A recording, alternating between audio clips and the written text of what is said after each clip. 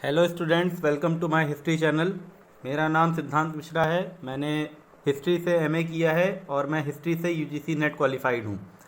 आज का जो हमारा लेक्चर है ये गुलाम या जिसे हम मामलुक वंश कहते हैं उसके पूरे रिवीजन का लेक्चर होगा, जिसको हम एमसीक्यूज़ और कुछ कॉम्पिटिटिव एग्ज़ाम में आए हुए पीवाईक्यूज़ के ज़रिए इसको हम रिवाइज़ करेंगे। तो हमने अपने जितने पिछले 9 लेक्चर थे उसमें कुतुबुद्दीन ऐबक से लेके क्यूमर्स तक कुल 11 शासकों के बारे में चर्चाएं की हैं। और ये स्क्रीन पे आपको नाम दिख रहे होंगे उन 11 शासकों के। हम इनके बारे में एमसीक्यू के ज़रिए रिवीजन करेंगे। और ये गुलाम वंश कॉम्पिटिटिव एग्ज़ाम में काफ़ी पूछा जाता है। हर एक एग्ज़ाम में, जैसे सीडीएस है या एनडीए ले लीजिए आप, या एससीसी, स्टेट पीसीएस, यूपीएससी और नेट के एग्ज़ाम्स में इससे क्वेश्चंस आते ही आते हैं। तो हम आज इस पूरे गुलाम वंश को रिवाइज़ करेंगे। और अगर आपने मेरे पुराने लेक्चर ना देखे हों तो जो पिछले 9 लेक्चर हैं उनका मैं लिंक इसमें डाल दूंगा। इस लेक्चर के वीडियो के डिस्क्रिप्शन में आप जाके वहाँ पे उसको देख सकते हैं, जिससे आपको आज के जो एमसीक्यूज़ हैं वो बेहतर तरीके से समझ में आएंगे। जब मैं उन सवालों की व्याख्या करूँगा तो आप उसको रिलेट कर पाएंगे। और जैसा कि मैंने आपको बताया कि इसके कुल 11 शासक हुए हैं, कुतुबुद्दीन ऐबक से लेके क्यूमर्स तक, और इसके बाद फिर खिलजी राज्य का उदय होगा। तो ये जो 11 शासक हैं ये 3 वंशों से लिए गए हैं। जैसे पहला शासक इसका कुतुबुद्दीन है, तो इसका जो वंश है कुतुबी वंश। इससे ये 2 शासक हैं कुतुबी और आराम शाह। कुतुबुद्दीन ऐबक और आराम शाह इसके 2 शासक हुए कुतुबी वंश के। इसके बाद इल्तुतमिश पहले इल्बारी वंश की स्थापना करता है और यहाँ से प्रथम इल्बारी वंश की शुरुआत होती है। और इसको हम शमसी वंश भी कहते हैं, जिसके अगले शासक रुकनुद्दीन फ़िरोज़, रज़िया, बहराम शाह और अलाउद्दीन मसूद शाह, और अंतिम शासक इसका नासिरुद्दीन महमूद होता है। तो इस तरह से प्रथम इल्बारी वंश के 6 शासक हैं। और आखिरी में बलबनी वंश के 3 शासक होते हैं, बलबन, कैकुबाद और उसका पुत्र क्यूमर्स। और ये भी एक इल्बारी तुर्क है बलबन, जैसा कि मैंने आपको लेक्चर में बताया था। तो ये बलबन है, ये द्वितीय इल्बारी वंश की स्थापना करता है। तो आइए शुरू करते हैं हम अपना आज का सत्र, जिसका पहला प्रश्न है, ये यूजीसी नेट दिसंबर 2013 में पूछा गया था। इतने सीधे तरीके से नेट में क्वेश्चंस नहीं आते हैं, लेकिन ये एक प्रश्न आया है जिसमें इसने सीधे तरीके से पूछा है कि इल्बारी शासक, वो कौन सा इल्बारी शासक है जिसने सल्तनत में सिजदा, पैबोस और नौरोज़ की प्रथा को प्रारंभ किया। तो जैसा मैंने आपको बताया था कि सिजदा जो है वो एक तरह की फ़ारसी परंपरा है, सिजदा, पैबोस, और ये नौरोज़ एक फ़ारसी त्यौहार है जिसमें सूर्य की पूजा की जाती थी। सिजदा का अर्थ होता है सुल्तान के सामने घुटने पे बैठ के सिर झुकाना, और पैबोस जो है वो सुल्तान के पाँव को चूमने को कहते थे। तो ये परंपरा बलबन अपने काल में शुरू करवाता है, क्योंकि ये राजत्व का नया एक सिद्धांत लेके आया है। और ये सुल्तान का जो प्रतिष्ठा है, सुल्तान की जो प्रतिष्ठा है, उसको ये किसी तरह से उस प्रतिष्ठा को बचाना चाहता है, जो प्रतिष्ठा जो है इल्तुतमिश के उत्तराधिकारियों के समय में एकदम निम्न स्तर पे पहुंच जाती है। तो इसका आंसर हो जाएगा हमारा बलबन। दूसरा प्रश्न है, ये स्टेट पीसीएस उत्तर प्रदेश 2011 में पूछा गया था। ऐबक द्वारा परास्त बुंदेलखंड का शासक कौन था? तो इसमें भी ये सीधे तरीके से केवल एक वन लाइनर है, सीधा सीधा नाम पूछ रहा है कि कौन सा शासक था बुंदेलखंड का। तो अगर आप याद करें तो हमने बुंदेलखंड की जब बात की थी तो हमने कलिंजर की बात की थी, और कलिंजर में चंदेल शासक हुआ करते थे। और चंदेलों में जो शासक था उसका नाम था परमार्दी देव। परमार्दी देव चंदेल शासक था जो उस समय कलिंजर पे शासन कर रहा था। और ऐबक ने 1202 में जब उस पर आक्रमण किया, तो जो किला है, अब हम थोड़ी सी चर्चा कर लेते हैं जो कलिंजर का किला है उसके ऊपर।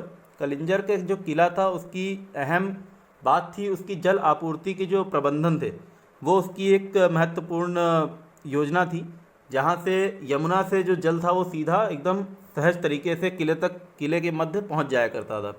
तो जब चंदेल वंश पे ये आक्रमण करता है ऐबक, तो जो जितने भी तुर्की होते हैं ये इसका जो जल प्रबंधन आपूर्ति है इसको अवरुद्ध कर देते हैं, इसको रोक देते हैं, जिसकी वजह से ये जो चंदेल शासक हैं ये अपना किला जो है छोड़ के चले जाते हैं दूसरे दुर्ग में, और इस तरह से कलिंजर का जो दुर्ग है वो ऐबक के हाथ में आ जाता है। अब अगर हम बात करें बाकी और जो इसमें ऑप्शन में दिए हुए हैं इन शासकों के बारे में, तो कुमारपाल जो है ये भट्टी राजपूत है, उसकी राजधानी है बयाना। बयाना पे जब आक्रमण करता है मोहम्मद गौरी, तो वहाँ पे अपना एक राज्यपाल नियुक्त करता है जिसका नाम है बहाउद्दीन तुगरिल।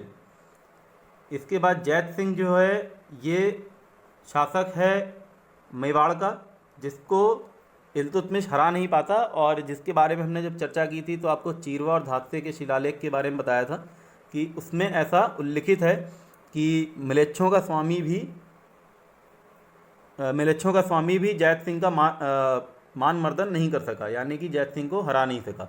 इसके अलावा हमीर मर्दन के बारे में मैंने आपको बताया था, यदि आप मेरा पुराना लेक्चर आपने देखा होगा तो आपको याद आएगा कि हमने इसके बारे में चर्चा की थी। इसके अलावा जो मंगलदेव है ये ग्वालियर का शासक है, और इस पर भी 1231 में इल्तुतमिश 1231 में इसके ऊपर आक्रमण करता है, और ये 11 माह तक उसका सामना करता है, और 11 माह के बाद ये दुर्ग छोड़कर चला जाता है। तो इस तरह से इल्तुतमिश ग्वालियर पे अधिकार कर लेता है।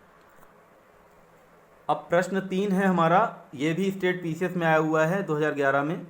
ये पूछता है सुल्तान बलबन से सार्वजनिक रूप से कोड़े की सज़ा पाने वाला अधिकारी कौन था। तो जब हमने बात की थी सुल्तान बलबन किस तरह से चहलगानी के सदस्यों का दमन कर रहा है, तो उस समय हमने एक बदायूं का सूबेदार था मलिक बकबक, उसके बारे में बात की थी। ये मलिक बकबक अपने एक दास को कोड़े मारकर उसकी हत्या कर देता है, तो उसकी जो विधवा होती है वो सुल्तान बलबन के पास आती है न्याय की भीख मांगने। तब सुल्तान बलबन मलिक बकबक को सार्वजनिक रूप से जनता के सामने कोड़े की सज़ा देता है, और कोड़े पड़वा के इसकी हत्या करवा देता है। और ये ऐसा इसलिए करता है क्योंकि एक तो ये दिखाना चाह रहा है कि ये बहुत न्यायप्रिय शासक है, और दूसरा इसका जो मेन जो अहम मुद्दा है वो ये है कि चहलगानी के जो सदस्य इतने मजबूत हो गए हैं उनके ऊपर अपना वर्चस्व कायम करना। तो वो ये भी दिखाना चाह रहा है कि चहलगानी जो है वो अब शासक के नीचे है। अभी तक जैसे हमने देखा इल्तुतमिश के जितने उत्तराधिकारी हुए वो सब शासक को अपने अधीन रख रहे थे, और इतने मजबूत हो जा रहे थे कि अपने आप को ही शासक समझने लगे थे। तो अब ये एक तो उनके दिमाग में ये भय पैदा कर रहा है बलबन कि अब जो ये शासक है ये चहलगानी से ऊपर है, और चहलगानी को उसके नीचे रखना है, उनके अंदर भय और आतंक का माहौल पैदा कर रहा है। तो इसका आंसर हो जाएगा मलिक बकबक, जो कि बदायूं का इक़्तेदार था। तो हमको याद रखना है कि ये बदायूं का इक़्तेदार है। और दूसरा एक और मैंने उसी समय एक और अधिकारी की बात की थी, मलिक हैबत खां, जो कि अवध का इक़्तेदार था। अब ये इस ऑप्शन में नहीं है, इसलिए इसका आंसर बदायूं का इक़्तेदार मलिक बकबक हो जाएगा। यदि ऑप्शन में हैबत खां भी होता तो हो सकता है इसका आंसर जो है उत्तर कूट में दिया होता। चौथा प्रश्न पूछ रहा है, ये एक अयोग्य शासक था, इसके काल में प्रथम मंगोल आक्रमण हुआ और ऐतगिन इसका नायब था। ये सुल्तान कौन है? आपसे इस सुल्तान को पहचानने के लिए बोल रहा है। और इस तरह के प्रश्न आ जाते हैं जब आपको कुछ संकेत दिए जाएंगे, कुछ वाक्य दिए जाएंगे उस सुल्तान से रिलेटेड, और आपको पहचानना होगा कि वो सुल्तान कौन है। तो ऑप्शन में दिया हुआ है रुकनुद्दीन फ़िरोज़, आराम शाह, बहराम शाह और नासिरुद्दीन महमूद। जब हमने इस नायब पद की बात की थी तो नायब पद सबसे पहले सृजन किया है नायब मुमालिकात का पद बहराम शाह ने, और बहराम शाह को इसी शर्त पे गद्दी पे बिठाया गया था। ऐतगिन ने जब अल्तुनिया रज़िया को कैद कर लेता है भटिंडे के किले में, तो ऐतगिन जो होता है वो जो कि षड्यंत्र का एक सरदार है, तो ये बहराम शाह को इसी शर्त पे, जितने भी तुर्की अधिकारी हैं चहलगानी के सदस्य हैं वो इसी शर्त पे बहराम शाह को गद्दी पे बिठाते हैं कि एक नए पद का सृजन करेगा नायब ममालिकात, और जो सुल्तान के बहुत सारे विशेषाधिकार हैं वो इस पद में निहित रहेंगे। तो अब ये जो पद है बहराम शाह जो बनाता है नायब ममालिकात, हम आगे चल के हमने देखा था कि किस तरह से बलबन ने इस पद को ख़त्म कर दिया, क्योंकि वो भी खुद भी एक चहलगानी का सदस्य था और उसको पता है कि चहलगानी का जो कार्य प्रणाली है वो क्या है, और अगर सुल्तान के अतिरिक्त किसी भी अन्य सदस्य में इतनी शक्तियाँ आ जाएंगी तो वो सुल्तान का तख्ता पलट करने में देरी नहीं करते थे। तो ये पद आगे चल के बहराम शाह ने जो ये पद का सृजन किया है, आगे चल के बलबन इसको ख़त्म कर देता है। तो इसका आंसर उत्तर हो जाएगा बहराम शाह। अब ये 5 जो है ये यूजीसी नेट 2015 में पूछा गया था, और इस तरह के प्रश्न नेट में पूछे जाते हैं जिसमें इसमें 4 वाक्य दिए हुए हैं और हमें इसमें से असत्य कथन जानना है। तो पहला कथन है, फ़क्र मुदब्बिर ने युद्ध कला पे अपनी किताब इल्तुतमिश को समर्पित की। दूसरा कहता है, इसामी मिनहाज के इस कथन से सहमत नहीं है कि विश्व के लोगों ने नव स्थापित शहर दिल्ली की ओर कतार लगा दी। तीसरा वाक्य कहता है, मिनहाज कहता है कि रज़िया में एक योग्य सुल्तान के सभी गुण थे। और चौथा कहता है, रज़िया के गैर तुर्कों को महत्वपूर्ण पद पर नियुक्ति ने तुर्की अमीरों को नाराज़ कर दिया और उन्होंने उसे अपदस्थ करने की योजना बनाई। तो यदि आपको याद हो, हमने अपने लेक्चर 5 में जब बात की थी, जब हमने PYQs और MCQs किए थे, तो हमने बात की थी फ़क्र मुदब्बिर की एक पुस्तक थी अदाबुल हर्ज व शुजात। ये युद्ध कला पे थी और ये इसने इल्तुतमिश को समर्पित की थी। अब ये इस तरह से तो ये वाक्य सही है, और ये हो सकता है आपको इस तरह से घुमा के क्वेश्चन दिया जाता कि फ़क्र मुदब्बिर की जो पुस्तक थी वो युद्ध कला ना पूछ के कुछ और कला पे उसको वर्णित अगर कर देते तो ये गलत हो जाता। लेकिन यहाँ पे ये वाक्य सही है क्योंकि उसकी जो पुस्तक थी वो युद्ध कला पे थी जो उसने इल्तुतमिश को समर्पित की, जिसका नाम है अदाबुल हर्ज व शुजात। दूसरा वाक्य कहता है, इसामी मिनहाज के इस कथन से सहमत नहीं है कि विश्व के लोगों ने नव स्थापित शहर दिल्ली की ओर कतार लगा दी। जब हमने इल्तुतमिश के दिल्ली के बारे में बात की थी तो दिल्ली को उसने किस तरह से प्रतिभाओं का केंद्र बना दिया है, और मिनहाज उसको हज़रत दिल्ली के नाम से कहता है, और अब आगे चल के दिल्ली को कभी भी उसके सिर्फ नाम से उल्लेखित नहीं किया गया बल्कि उसे हज़रत दिल्ली कहा जाने लग गया। तो मिनहाज के इस कथन से इसामी पूर्ण रूप से सहमत होता है, इसलिए ये वाक्य हमारा गलत हो जाएगा और यही हमारा आंसर होगा इस प्रश्न का। आगे हम देख लें, अगर मिनहाज जब हमने रज़िया सुल्तान का जब मूल्यांकन किया था तो हमने बताया था आपको कि मिनहाज उसको योग्य सुल्तान के उसमें सभी गुण बताता है और उसकी बहुत प्रशंसा करता है उसके सभी गुणों की, और कहता है अंत में वो एक वाक्य कहता है कि ये सभी गुण उसके किस काम के, जब अंत में वो एक स्त्री के रूप में पैदा हुई। मतलब उसके स्त्री होने का जो गुण था वो उसके सभी गुणों पे भारी पड़ जाता है, ऐसा हमको मिनहाज बताता है।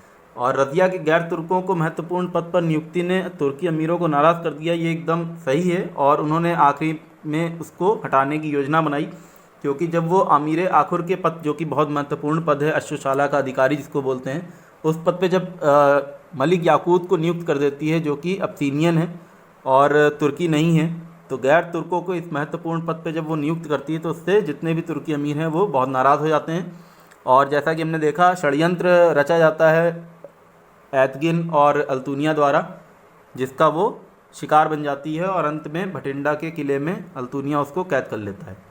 तो हमारा आंसर हो जाएगा स्टेटमेंट 2, जो कि इसामी के बारे में है। इसामी इस कथन से सहमत होता है और यहाँ पे लिखा हुआ है नहीं है, इसलिए ये गलत है और इसीलिए इसका ही आंसर हो जाएगा, क्योंकि हमसे इस प्रश्न में पूछा गया है क्या असत्य है। प्रश्न नंबर 6 है, ये असर्शन रीज़न के प्रश्न हैं। इस तरह के प्रश्न काफ़ी आने लग गए हैं आजकल, जिसमें एक पहला वाक्य दिया होगा वो असर्शन है और दूसरा उसका कारण बताया जाता है। तो पहला वाक्य कहता है, इल्तुतमिश के चालिहा और उत्तराधिकारियों के बीच एक गंभीर राजनीतिक संघर्ष शुरू हुआ। इसका कारण बताते हैं, योग्यता के आधार पर चयन के वरीयता में चालिहा वंशानुगत राजतंत्र के सिद्धांत के साथ सामंजस्य स्थापित नहीं कर सके। अब ये प्रश्न आपको थोड़ा समझा देता हूँ। ये इल्तुतमिश के तुर्कने चालिहा और इल्तुतमिश के जो उत्तराधिकारी हैं उसके बीच की बात कर रहा है। तो पहला वाक्य तो एकदम साफ है कि इल्तुतमिश के जो उत्तराधिकारी हुए और जो उसके चालिहा के जो सदस्य थे उनके बीच में एक राजनीतिक संघर्ष चलता रहा। ये हमने देखा था, ये सही है। ऐसा हुआ है कि जितने भी उसके उत्तराधिकारी हैं उनको चालिहा के सदस्य गद्दी पे बिठा रहे हैं और उनका वध कर रहे हैं, दूसरे अपने कठपुतली शासकों को बिठा रहे हैं। और इसका कारण बताते हैं, योग्यता के आधार पर चयन की वरीयता में चालिहा वंशानुगत राजतंत्र के सिद्धांत के साथ सामंजस्य स्थापित नहीं कर सके। जैसा कि हमने देखा, इल्तुतमिश ने यहाँ पे अपना वंशानुगत राजतंत्र शुरू कर दिया है, एक वंश की नींव डाल दी है, और जो कि योग्यता के आधार पर गद्दी पे नहीं बैठ रहे हैं, जो कि केवल इसलिए बैठ रहे हैं कि वो उसके वंश के उत्तराधिकारी हैं। तो जो इल्तुतमिश है, जब हमने चर्चा की थी अपने तीसरे युद्ध की तरह के, तो हमने ये जाना था कि यल्दौस जब उसको इल्तुतमिश को एक पत्र भेजता है कि वो गजनी का शासक है और इस तरह से वो वैध उत्तराधिकारी है दिल्ली के शासन का, तो इल्तुतमिश उसको जवाब में भेजता है कि वंशानुगत राजतंत्र का समय समाप्त हो चुका है। अब क्योंकि इल्तुतमिश ने जब शुरुआत अपनी खुद, क्योंकि वो खुद भी गद्दी पे वंश के आधार पे नहीं बैठा, वो कुतुबुद्दीन ऐबक का वंशज नहीं था, वो उसका दामाद था, और योग्यता के आधार पे जब वो गद्दी पे बैठता है तो जो जितने भी चालिहा के जो सदस्य हैं वो उन्होंने उसका इतिहास देखा होता है, तो वो हमेशा यही चाहते हैं कि जो गद्दी पे बैठे वो योग्यता के आधार पे बैठे, और वो चालिहा के सदस्य खुद को ज़्यादा योग्य समझने लग गए थे इल्तुतमिश के उत्तराधिकारियों से। तो ये कथन भी सही है। अब ये जो हमारे इस तरह के प्रश्न में 4 ऑप्शन जो आते हैं वो इस तरह आते हैं कि ए और आर दोनों सही हैं और आर ए की सही व्याख्या करता है। उसके बाद ए गलत है, आर सही है, ए सही है, आर गलत है, और ए और आर दोनों सही हैं पर आर ए की व्याख्या नहीं करता है, तो सही व्याख्या नहीं करता है। तो इसमें से हमारा ऑप्शन हो जाएगा, अब इन दोनों को हम देखें दोनों ही सही हैं, तो ये और ये तो ऑप्शन हो नहीं सकते। अब हम देखते हैं क्या ये इसकी व्याख्या करता है या नहीं करता है। तो जो हमने पढ़ाई की थी उसमें हमने देखा था कि चालिहा और उत्तराधिकारियों के बीच जो संघर्ष है वो इसी बात पे है कि वंशानुगत राजतंत्र की जगह वो उस सिद्धांत को स्वीकार नहीं कर पा रहे हैं जितने भी चालिहा के सदस्य हैं, और वो खुद को ज़्यादा योग्य समझते हैं, कहीं ना कहीं खुद को सुल्तान निर्माता समझते हैं या आने वाला सुल्तान समझते हैं। तो वो योग्यता के आधार पे राज्य की स्थापना चाहते हैं, तो इसलिए ये इसका कारण सिद्ध करता है। और यदि अगर आपको जानना है तो इन दोनों के बीच में आप अगर क्योंकि लगाएंगे तो ये क्योंकि अगर यहाँ पे फिट बैठता है तो हमारा ऑप्शन हो जाएगा ए और आर दोनों सही हैं और आर ए की सही व्याख्या करता है। और यहाँ पे देखिए क्योंकि एकदम फिट बैठ रहा है। इल्तुतमिश के चालिहा और उत्तराधिकारियों के बीच एक गंभीर राजनीतिक संघर्ष हुआ क्योंकि योग्यता के आधार पर चयन के वरीयता में चालिहा वंशानुगत राजतंत्र के सिद्धांत के साथ सामंजस्य स्थापित नहीं कर सके। तो इसका आंसर हो जाएगा डी, ऑप्शन डी। ए और आर दोनों सही हैं और आर ए की सही व्याख्या करता है। अब ये सीधा सीधा एक वन लाइनर क्वेश्चन है जो कि जून 2016 के नेट के परीक्षा में पूछा गया था। निम्न में से कौन तुर्कने चहलगानी से नहीं जुड़ा है? नहीं जुड़ा है मतलब इनमें से जो 4 नाम दिए हुए हैं, बहाउद्दीन तुगरिल, कुतलुक खां, इमादुद्दीन रेहान और बलबन, इनमें से कौन कौन तुर्कने चहलगानी का सदस्य था और कोई एक ऐसा व्यक्ति है जो नहीं था। तो जब हमने नासिरुद्दीन महमूद के बारे में अध्ययन किया था उस समय एक भारतीय मुसलमान था इमामुद्दीन रेहान।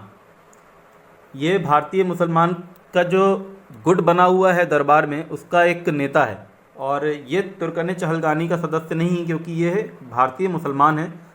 तो इसका आंसर हो जाएगा इमामुद्दीन रेहान, जो कि षड्यंत्र करता है बलबन के विरुद्ध। बलबन उस समय नायब ममालिकात के पद पे होता है और बलबन के विरुद्ध ये षड्यंत्र करके बलबन को पहले हाँसी और उसके बाद फिर नागौर भिजवा देता है। और अंत में जब जो चहलगानी के सदस्य हैं उनको लगता है कि जो तुर्क हैं उनकी अपेक्षा भारतीय मुसलमान ज़्यादा उन्नति पा रहे हैं और इमामुद्दीन रेहान पक्षपात कर रहा है भारतीय मुसलमानों के पदोन्नति में, तो वो सारे के सारे मिलके भटिंडा के दुर्ग में एकत्र होके और बलबन को वापस बुलाते हैं और दिल्ली की तरफ कूच करते हैं। जब नासिरुद्दीन महमूद खुद दिल्ली के द्वार पे आके बलबन को सारे अधिकार दे देता है, विशेषाधिकार, और उसको दोबारा नायब ममालिकात के पद पे बिठा देता है और इमामुद्दीन रेहान को निष्कासित कर देता है। अब एक प्रश्न है, प्रश्न 8, निम्नलिखित में से कौन सा मध्ययुगीन इतिहासकार इस विचार का समर्थन करता है कि बलबन ने सुल्तान नासिरुद्दीन महमूद को जहर दिया था या उसे मारा था? इसमें 4 मध्यकालीन इतिहासकार का नाम दिया हुआ है, मिनहाज, इसामी, याह्या बिन अहमद सरहिंदी और इब्न बतूता। इसमें जो इसामी है और जो इब्न बतूता है ये ऐसा हमको जानकारी देते हैं कि बलबन ने ही उसका वंश ख़त्म किया इल्तुतमिश का, और इसामी ने अपनी पुस्तक फुतूह सलातीन में और इब्न बतूता ने अपनी पुस्तक रहला में ऐसा वर्णित किया हुआ है कि बलबन ने सुल्तान नासिरुद्दीन महमूद को जहर दे के मार दिया। और मिनहाज इसकी हमको ऐसी कोई जानकारी नहीं देता। और याह्या बिन अहमद सरहिंदी की हमने बात की थी, इसने अपनी पुस्तक जो लिखी है उसमें इसने वर्णित किया है तारीख़ मुबारक शाही में कि सुल्तान बीमारी से मरा। तो ये एकमात्र ऐसा मध्ययुगीन इतिहासकार है जो ऐसा बोलता है कि सुल्तान जो नासिरुद्दीन महमूद था वो अपनी जो मृत्यु को प्राप्त हुआ वो किसी ने उसको मृत्यु नहीं दी, बल्कि वो खुद से मृत्यु को प्राप्त हुआ और अपनी बीमारी के कारण मरा। तो और दूसरा एक ज़ियाउद्दीन बर्नी की जो हमने बात की थी, तो बर्नी ने बलबन को खुफिया कातिल कहा है, लेकिन उसने ऐसा कहीं वर्णित नहीं किया कि उसने नासिरुद्दीन महमूद की हत्या कर दी, बस उसने उसको खुफिया कातिल कहा है। तो इसका आंसर हो जाएगा हमारा 2 और 4 ऑप्शन में ये आंसर हो जाएगा, इसामी और इब्न बतूता। प्रश्न 9 SCC 2017 में पूछा गया है। सीधा सीधा क्वेश्चन है, वन लाइनर है। निज़ामुद्दीन जुनैदी किसका वज़ीर था? ऐबक, गौरी, इल्तुतमिश या बलबन? तो जब हमने बात की थी रज़िया के बारे में, तो हमने देखा था कि रज़िया का सबसे पहले जो विरोध है वो इल्तुतमिश का वज़ीर निज़ामुद्दीन जुनैदी करता है। तो इसका आंसर है इल्तुतमिश। इल्तुतमिश का वज़ीर रहता है निज़ामुद्दीन जुनैदी, और ये रज़िया का सबसे पहले विरोध करता है। तो जब रज़िया इसके विरुद्ध कूच करने निकलती है और कूटनीति का सहारा लेती है, तो ये सिरमौर की पहाड़ियों में भाग जाता है, जहाँ पे अंत में जाके इसकी मृत्यु हो जाती है। तो ये बहुत ही आसान सा प्रश्न था, एकदम सीधा सीधा क्वेश्चन है। किसका वज़ीर है? तो इल्तुतमिश का वज़ीर है। अब ये प्रश्न थोड़ा सा कॉन्सेप्चुअल है कि गुलाम वंश शब्द एक मिथ्या नाम क्यों है? ऐसा क्यों है कि हम इसको गुलाम वंश ना कह के बल्कि इसको मामलूक वंश बोलें? जैसा कि के निज़ामी साहब ने भी बोला कि इसका गुलाम वंश नाम सही नहीं प्रतीत होता, इसका नाम मामलूक वंश ज़्यादा उपयुक्त बैठता है। तो इसमें ऑप्शन में दिया है ऐबक के अलावा और सभी सुल्तान गुलाम नहीं थे, सभी शासक एक परिवार से नहीं थे, केवल 3 शासक गुलाम थे, वो भी दास्ता से मुक्त हो चुके थे, और तकनीकी रूप से ऐबक और उसके उत्तराधिकारी ही गुलाम थे। तो हम देखें ऐबक के अलावा सभी सुल्तान गुलाम नहीं थे, ये वाक्य गलत है, क्योंकि ऐबक के बाद इल्तुतमिश भी गुलाम था ऐबक का, और बलबन भी इल्तुतमिश का गुलाम था। तो इसके 3 शासक गुलाम थे, तो ये पहला वाला वाक्य गलत हो जाता है। सभी शासक एक परिवार से नहीं थे, ये वाक्य सही है, परंतु ये इस बात की पुष्टि नहीं करता कि अगर एक वंश से नहीं थे तो उसको गुलाम वंश क्यों ना बोलें, क्योंकि उसके जो संस्थापक हैं तीनों, उसमें हमने जैसे भी बात की थी, जो 3 संस्थापक हुए, 3 वंश ने शासन किया है। कुतुबुद्दीन ऐबक का वंश है कुतुबी वंश, इल्तुतमिश का है शमसी वंश, और बलबन का है बलबनी वंश। तो ये तीनों के तीनों जो संस्थापक थे, ये तीनों के तीनों गुलाम थे। तो एक परिवार से तो नहीं थे, लेकिन ये तीनों गुलाम थे। तो ये इसका कारण नहीं हो सकता कि सभी शासक एक परिवार से नहीं थे तो उसको गुलाम वंश ना बोला जाए, उसको मामलूक वंश बोला जाए।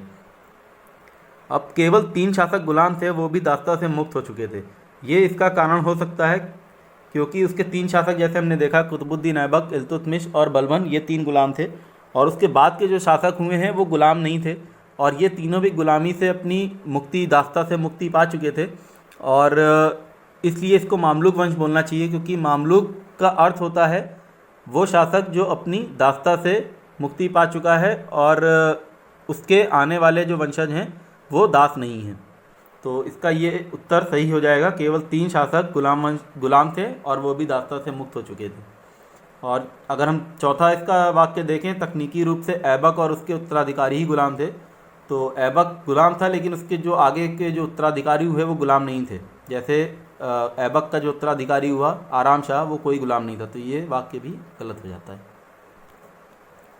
प्रश्न 11 कहता है, किस आधुनिक इतिहासकार का ये मत है कि बलबन शासन काल सुदृढ़ीकरण का युग था? उसने बड़ी सीमा तक खिलजी राज्य व्यवस्था की पृष्ठभूमि का निर्माण किया। के निज़ामी, प्रोफेसर हबीबुल्ला, ईश्वरी प्रसाद और एल श्रीवास्तव। जब हमने मूल्यांकन किया था बलबन का, तो हमने बताया था कि प्रोफेसर हबीबुल्ला बताते हैं किस तरह से वो खिलजी क्रांति की बात करेंगे। भी आगे चल के हम देखेंगे, जब हम खिलजी पढ़ेंगे तो किस तरह से खिलजी क्रांति की बात करते हैं हबीबुल्ला साहब। और प्रोफेसर हबीबुल्ला इसको बताते हैं कि ये सुदृढ़ीकरण का युग था, और इसने एक तरह से पृष्ठभूमि बनाई जिसपे अलाउद्दीन खिलजी आगे चल के साम्राज्यवाद नीति का सहारा लेगा और साम्राज्य अपना विस्तार करेगा। और जब हमने बात की थी के निज़ामी की, तो के निज़ामी साहब इसको बोलते हैं बलबन को, कि ये एक बहुत ही ऐसा प्रवक्ता था जो फिल्म सितारों की भांति अपने जितने इसके सुनने वाले हैं उनको मंत्रमुग्ध कर दिया करता था। तो ये के निज़ामी और प्रोफेसर हबीबुल्ला इसके बारे में बात करते हैं बलबन के, लेकिन जो खिलजी वंश की पृष्ठभूमि बनाने की जो राज्य व्यवस्था है उसके बारे में चर्चा प्रोफेसर हबीबुल्ला साहब करते हैं। तो इसका उत्तर हो जाएगा प्रोफेसर हबीबुल्ला। प्रश्न 12, बलबन के पदों को काल क्रमानुसार लगाएं। इस तरह से मैंने आपको बताया था कि इस तरह के क्वेश्चन आते हैं कि पदों के बारे में पूछते हैं, और इसमें पद दिए हुए हैं आमीर हाजिब, आमीर शिकार, नायब मुमालिकात और आमीर आखुर।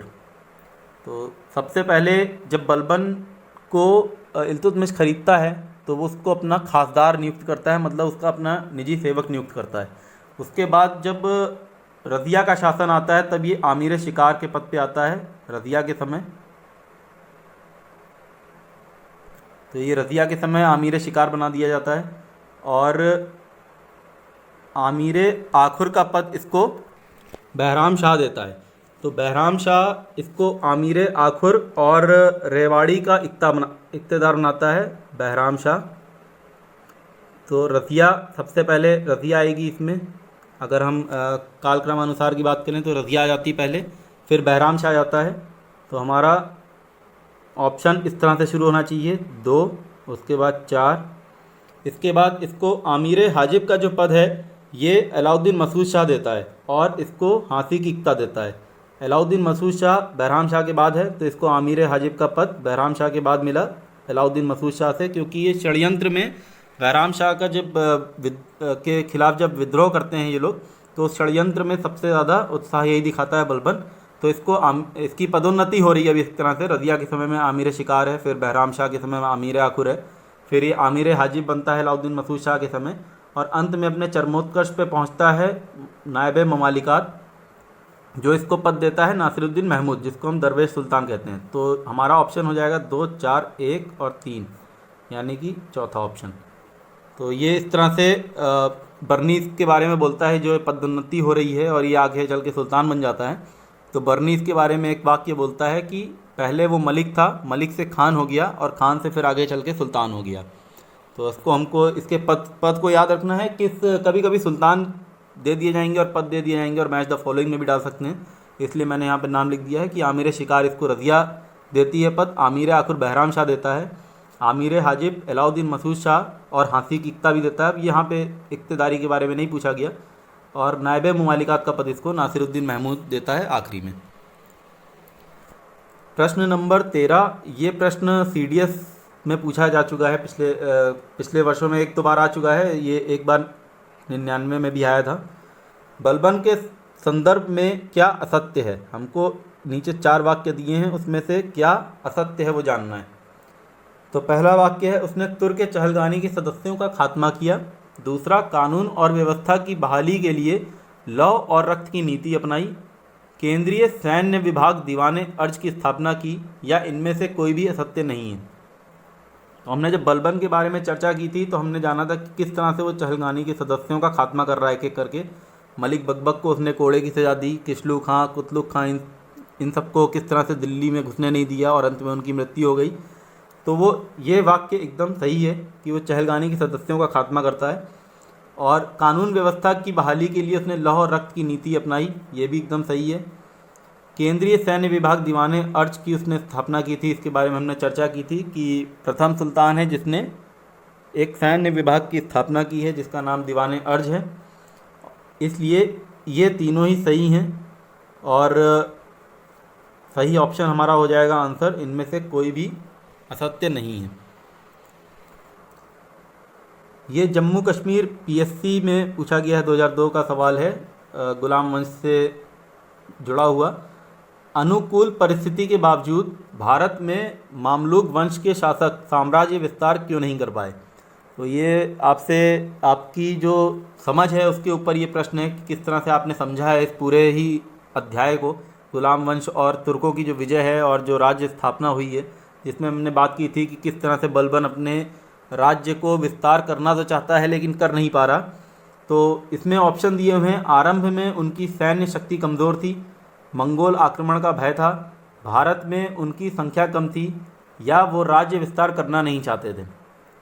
तो जब हमने बात की थी बलबन की, तो हमने बताया था कि वो एक साम्राज्यवादी है, लेकिन वो चाहता है राज्य को विस्तार करना और युद्ध करना उसकी एक अंदर से इच्छा है, लेकिन वो कर नहीं पा रहा। तो ये करना नहीं चाहते, ये पूर्ण रूप से गलत है। ऐसा तो कोई भी ऐसा सुल्तान नहीं हुआ जो अपना राज्य विस्तार नहीं करना चाहेगा। भारत में उनकी संख्या कम थी, ये बात सही है, लेकिन वो एक शासकीय वर्ग था। तो शासकीय वर्ग होने के कारण, संख्या कम होने के कारण भी वो अपना राज्य विस्तार नहीं कर सके, ये भी इसका रीज़न नहीं हो सकता। उनकी सैन्य शक्ति कमज़ोर थी, ये तो हमने देख लिया कि सैन्य शक्ति कमज़ोर नहीं थी। जिस तरह से उनकी अच्छी नस्ल के घोड़े थे, जो हमने जब मोहम्मद गौरी और तुर्क विजय के बारे में पढ़ा था, तो हमने जाना था कि उनकी जो सैन्य शक्ति है वो बहुत ही ज़्यादा मजबूत है, और उनके जो गुलाम, जो योग्य गुलाम हैं, वो बहुत ही अच्छे सेना नायक हैं। तो ये भी इसका कारण गलत हो जाता है। इस तरह से हमारा एक कारण बचता है मंगोल आक्रमण का भय, जो हमने देखा है कि जब मंगोलों का जब आक्रमण हो रहा होता है, उसकी वजह से साम्राज्यवाद जो नीति है वो उसका अनुसरण नहीं कर पाते। जब पश्चिम में मंगोल आक्रमण करने लगते हैं, तो बलबन को भी आखिरी में एक दुर्गों की श्रृंखला बनानी पड़ी, और वहाँ पे अपने जो आक्रमण होने शुरू हो गए हैं, उससे अपने दिल्ली की जो नव स्थापित साम्राज्य है उसकी रक्षा करने में उसको अपने सैन्य अधिकारी ज़्यादा वहाँ पे नियुक्त करने पड़े। हमने देखा था कि उसने अपने दोनों पुत्रों को, बुगरा खां और मोहम्मद, दोनों को वहाँ पे नियुक्त किया था पश्चिम उत्तर प्रांत में। तो इसका आंसर हो जाएगा मंगोल आक्रमण का भय। अब ये 15वां प्रश्न है असर्शन रीजन का। फिर से इसमें असर्शन दिया हुआ है, बलबन ने एकताओं में ख्वाजा की नियुक्ति की, ख्वाजा एक अधिकारी नियुक्ति की, जिसका चयन मुत्सरफ़ों से किया गया और जिसका कार्य लेखा से संबंधित था। ये एक वाक्य है। दूसरा, इसका कारण बताया जाता है, वज़ीर की अनुशंसा पर ऐसे अधिकारी की नियुक्ति राजस्व बंटवारे पर पैनी दृष्टि और मुक्ताओं पर नियंत्रण दर्शाती है। तो ये दो वाक्य हैं इसके। दूसरा वाक्य, अब जो ऑप्शन है वो इस तरह है कि ए और आर दोनों सही हैं, पर आर ए की सही व्याख्या नहीं है। ए गलत है पर आर सही है, ए सही है पर आर गलत है। ए और आर दोनों सही हैं और आर ए की सही व्याख्या करता है।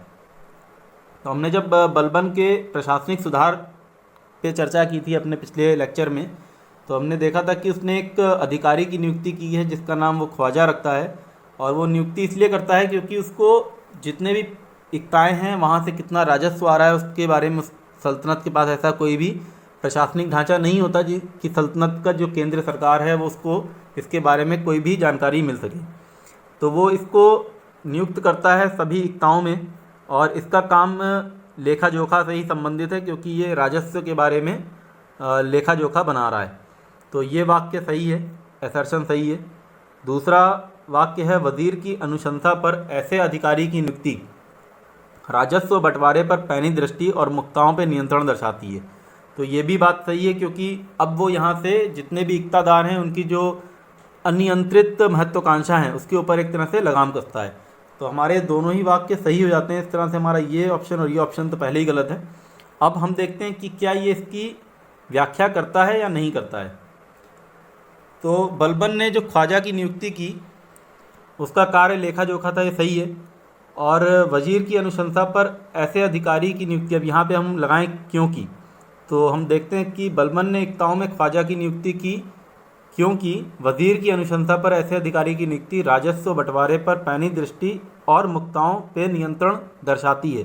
ये यहाँ से ये इसको व्याख्या नहीं करता, लेकिन जब हम इसका आगे का जो कार्य देखें, जो इसका आगे का जो वाक्य है सर्शन का, कि जिसका कार्य लेखा से संबंधित था, तो हम देखेंगे कि ये मुक्ताओं पे उसकी नियंत्रण की पैनी दृष्टि दर्शाता है। तो इसलिए ये इसकी व्याख्या कर रहा है, और इसका ऑप्शन हो जाएगा आखिरी वाला, ए और आर दोनों सही हैं और आर ए की सही व्याख्या है। ये हमारा अंतिम प्रश्न है आज का, प्रश्न 16। एक वाक्य दिया हुआ है और हमको पहचानना है कि किस सुल्तान के बारे में मिनहाज उस सिराज ये बात कर रहा है। उसने मंदिरों का विध्वंस किया, तत्पश्चात उज्जैन नगर को लूटा, महाकाल मंदिर को तोड़ा, प्रसिद्ध शिवलिंग और अन्य राजाओं की अष्टधातु की मूर्ति के प्राचीन अवशेष दिल्ली ले आया। ये मिनहाज किस सुल्तान के बारे में बोल रहा है? कुतुबुद्दीन ऐबक, बख्तियार खिलजी, इल्तुतमिश और बहराम शाह। तो हम देखते हैं कि जब इल्तुतमिश के मालवा विजय की उल्लेख करता है मिनहाज, तब इल्तुतमिश के बारे में ऐसा बोलता है कि जब मालवा की जो विजय करने गया तो मालवा में उस वहाँ पे, क्योंकि मालवा भौगोलिक दृष्टि से काफ़ी दूर है दिल्ली से, तो वो वहाँ पे अपना साम्राज्य स्थापित नहीं करना चाहता। तुर्क वहाँ पे अपना कोई भी साम्राज्य स्थापित नहीं करना चाहते, बल्कि वहाँ पे जो धन संपत्ति है उसको लूट के लेके आते हैं और दिल्ली में उसको स्थापित कर देते हैं। तो ये मिनहाज सिराज इल्तुतमिश के बारे में बात कर रहा है, उसकी मालवा विजय से जुड़ा हुआ, अभियान से जुड़ा हुआ ये वाक्य है। तो ये हमारा आज का सत्र था और हमने अभी पूरा गुलाम वंश कवर कर लिया है।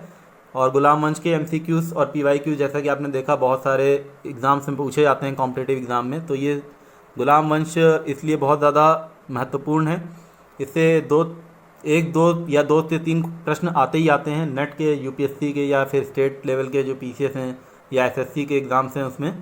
तो हमने पूरा अपना गुलाम वंश ख़त्म कर लिया है। हम अपने अगले सत्र में खिलजी वंश का उदय देखेंगे और खिलजी वंश के सुल्तानों के ऊपर चर्चाएं करेंगे। उम्मीद करता हूँ आपको हमारा आज का लेक्चर ये पसंद आया होगा। यदि आपको ये लेक्चर अच्छा लगा हो तो लाइक करें, शेयर करें और मेरे इस चैनल को सब्सक्राइब करें, जिससे आपको आगे चल के नोटिफिकेशन मिलते रहें। तब तक के लिए धन्यवाद।